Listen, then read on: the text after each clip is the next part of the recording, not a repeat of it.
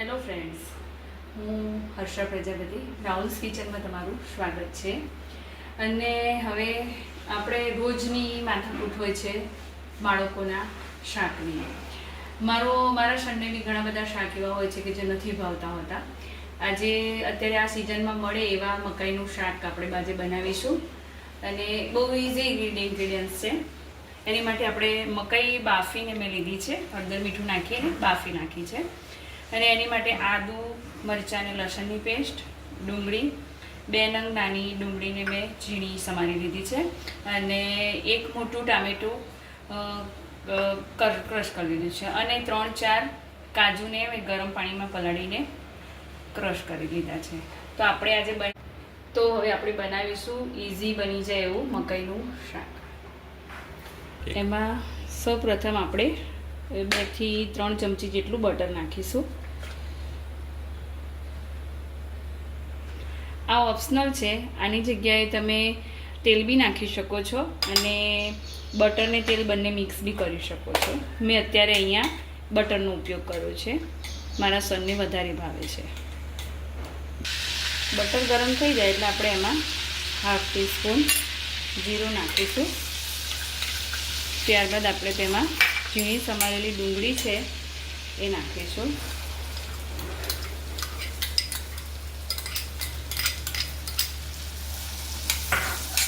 અને આપણે medium two high flame પર લાઇટ બ્રાઉન કલરની થાય ત્યાં સુધી આપણે એને શેકવાની છે.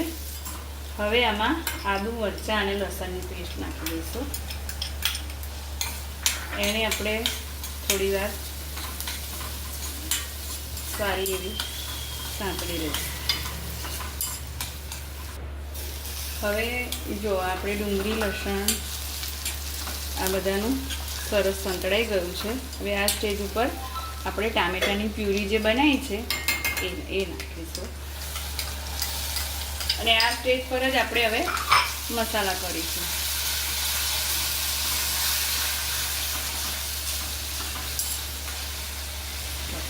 હવે આપણે જો આમાં થોડું બટર આપણે નાખ્યું છે, દેખાવા લાગ્યું છે.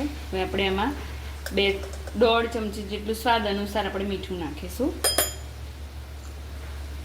1/2 ટેબલ સ્પૂન જેટલી હળદર નાખીશું. અહીંયા મેં લીલા મરચાંનો ઉપયોગ ઓછો કર્યો છે એટલે આપણે 2 ટેબલ સ્પૂન જેટલું લાલ મરચું નાખીશું.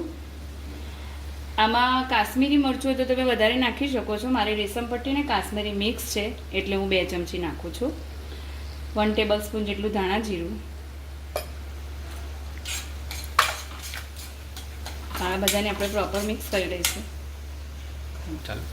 હવે થોડો ગરમ મસાલો નાખી દઈશું. આપણે કિચન કિંગ મસાલાનો ઉપયોગ કર્યો છે અહીંયા. આ બધું પ્રોપર મિક્સ થઈ જાય એટલે આપણે આમાં હવે કાજુની પેસ્ટ જે બનાવી છે એ આપણે નાખીશું.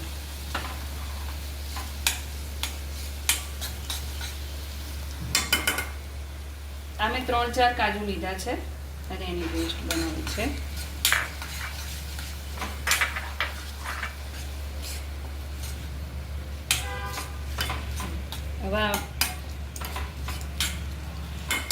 હવે આમાં આપણે થોડું પાણી ઉમેરીશું.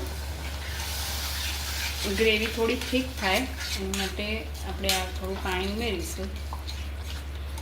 અને આનો થોડું ક્રીમી ટેક્સચર લાવવા માટે આપણે ઘરની મલાઈ એડ કરી શકીએ છીએ. હું અત્યારે ઘરની મલાઈ એડ કરીશ, તો ઓપ્શનલ છે.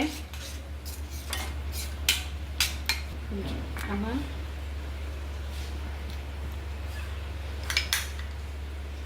મેં 1 ચમચી જેટલી ઘરની મલાઈ જ નાખી છે. આનાથી થોડું ક્રીમી ટેક્સચર આવે છે. આમાં તમે પનીર, કેપ્સિકમ આ બધું પણ નાખી શકો છો.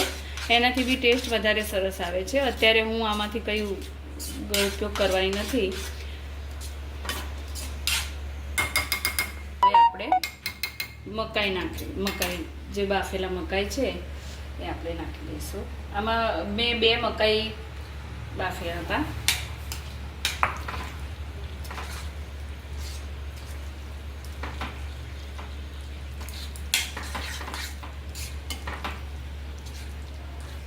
આ મારા સનની ફેવરેટ સબ્જી છે એટલે આ સિઝનમાં જે મકાઈ અવેલેબલ મળે છે ત્યારે વીકલી કે 15 દિવસમાં એકવાર આ સબ્જી અમે બનાવતા હોઈએ છીએ.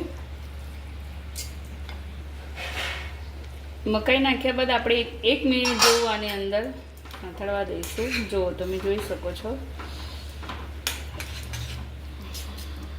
હવે આમાં લાસ્ટ આપણે કસૂરી મેથી મસળીને નાખીશું.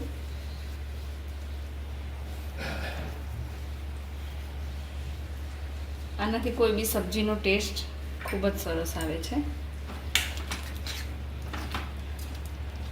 બસ તો પછી હવે આપણે એને 1-2 મિનિટ આ રીતે કૂક થવા દઈશું.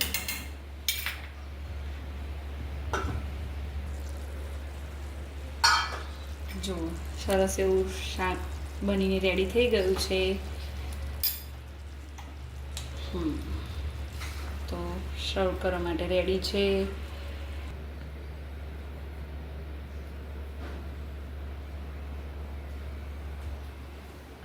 ઓકે ફ્રેન્ડ્સ, તો બની ગઈ છે આપણી મકાઈની સારી એવી સબ્જી. તો જલ્દીથી મારી ચેનલને લાઈક કરો, શેર કરો અને સબસ્ક્રાઈબ કરો. કોમેન્ટ જરૂરથી કરો.